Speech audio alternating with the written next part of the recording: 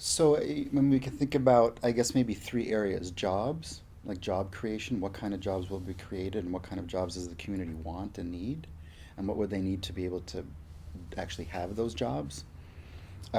Second is around support for existing small businesses, and what kind of support do they need so that they can navigate the changes that are coming? And then third is around investments in housing, and how do we make sure that if property values rise, and that's a bigger question around what would investment and growth look like that didn't automatically trigger rising property values? Because in a sense, that's the big fish, right? As soon as property values start to rise, or even before, as soon as people, investors think property values may rise, they're like flies to honey, you know. So, real estate companies and real estate investors scour the globe looking for areas of potential growth and mobilizing resources to take advantage of that. That's good for them, but when we're talking about lower income communities and smaller businesses, this is what kind of prepares the ground to clear them.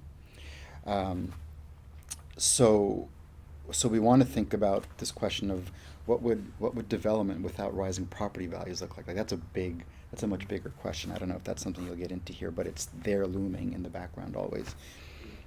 Maybe more practical as well. How do you best address the jobs, small business, housing equation, given the dynamics of San Jose and the Bay Area currently, right?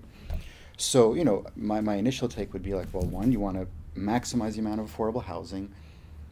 Two is that you want to maximize protection of existing small businesses and create a climate where those businesses and businesses like them can do well, right? You don't want to just protect them and then slowly they phase out, right? You want to create a climate where those will be there 20 years from now and others like them will be there.